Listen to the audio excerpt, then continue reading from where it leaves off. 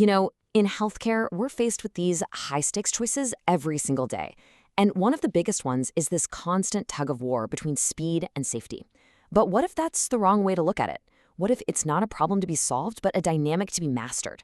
Today, we're going to dig into a really powerful shift in thinking, drawing on some great work from author Barry Johnson and ideas kicked around in the Culture Coalition that could totally change how we handle these huge challenges. All right, let's just jump right in. We're constantly told we have to pick one. Do we push for faster operating room turnovers to be more efficient, or do we slow everything down for meticulous safety checks? It feels like an impossible either-or choice, doesn't it? But what if it's a false choice? What if you can actually have both?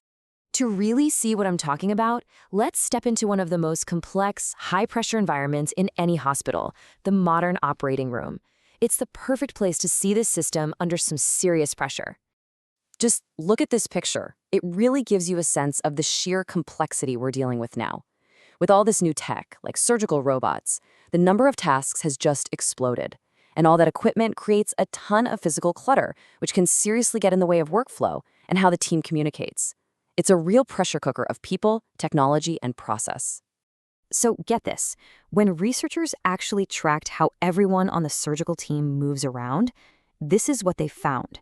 It's called a spaghetti diagram, and, well, you can see why. It perfectly illustrates the chaos. This isn't just a feeling of being disorganized. It's a real measurable flaw in the system where all these extra, unnecessary movements ramp up the tension and the chance for mistakes. And this is the number that just blows me away. A full 50% of all the movement in the operating room was found to be totally avoidable. Half of the running around didn't need to happen. That's not just inefficient, it's a massive drain on the team's focus and energy, two things that are absolutely critical for keeping patients safe. Okay, so you see this mess, and the first thought is, how do we fix this? We usually treat it like a problem we need to solve, but the real breakthrough comes when we stop and look at it through a completely new lens. And here's the big, crucial idea. Some challenges, they aren't actually problems that have a final answer. They're what we call polarities, these ongoing, persistent tensions that you can't ever really solve. You can only learn how to manage them. Let's break that down a little. A problem is something you can solve and be done with. You lose your keys, you find your keys. Problem solved. You pick one answer. But a polarity is totally different. It's a pair of opposites that actually need each other to work. Think about breathing. You can't just choose to inhale or exhale, right? You need a continuous rhythm of both to live. That's a polarity. So the whole point is that a polarity has two sides, like speed and safety, that seem like they're fighting each other, but they actually depend on each other. If you focus only on one side and ignore the other, you eventually end up with the worst of both. The goal isn't to pick a winner. It's to manage the tension between them to get the best of both worlds. And this right here, this is the core mindset shift. We have to stop asking, should we prioritize speed or safety? And start asking, how can we achieve both speed and safety? It completely changes how we approach the challenge.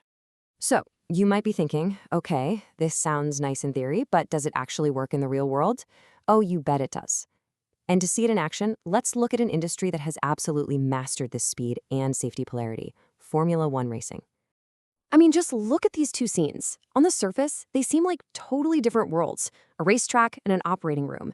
But when you really get down to it, they're facing the exact same challenge. A team of experts performing a bunch of complex, super time-sensitive tasks where precision, speed, and safety are all completely non-negotiable. So researchers studying the OR chaos did just that. They looked at F1 pit stops for answers. And they found 4 key principles that made all the difference. First was process. F1 crews have a super clear rhythm and sequence for every single move. Second, teamwork. There's one clear leader, the famous lollipop man who gives the final go. Third, communication. They have extensive briefings so everyone is on the same page. And finally, discipline. Every single person on the crew has one specific defined job, no confusion. Now this is where it gets really exciting. They didn't just admire the F1 model from afar. They took those ideas and applied them directly to that chaotic operating room turnover process. They built a whole new system based on those pit stop principles. They defined every single role so there was no question about who did what. They gave specific tasks to each person. They laid out the exact order of operations step by step. They picked one person to be the clear leader for the turnover. And they held briefings to make sure the entire team was aligned. They literally replaced chaos with a system. And they even created simple but really powerful tools to make it all work. These turnover task cards were put up in the OR, clearly showing who was responsible for what. It's such a simple visual cue, but it got rid of all the confusion, it made sure tasks weren't done twice or missed altogether, and it turned a frantic scramble into a smooth, coordinated dance. So what happened? What were the results? They were incredible. By focusing on building a better, safer system, they also got way faster. Look at this. OR turnover time was cut by over a third. This is the magic of the both-and approach. They didn't have to sacrifice safety for speed. By making the process safer and more organized, they became much, much faster as a direct result. So, what's the big takeaway for you in all this? Because this paradox mindset isn't just for surgeons or F1 pit crews. It's a powerful tool you can use to tackle almost any complex challenge you're facing. Here's a simple little framework to help you get started. The ABCs of a paradox mindset. A. Challenge your assumptions. The next time you face an either-or decision, just ask yourself, is this really a choice I have to make? B. Set boundaries. Figure out what's absolutely non-negotiable, like patient safety was in our example. And C. Embrace the discomfort. That feeling of tension between two good ideas, that's actually where the most creative and powerful solutions are born. So I'll just leave you with this question to chew on. Think about your own work. What about the tension between standardization and personalization, or between being financially viable and being mission-driven? What are the impossible choices you face every day that, if you looked at them through this new lens, might not be choices at all, but polarities just waiting for a brilliant both-and solution?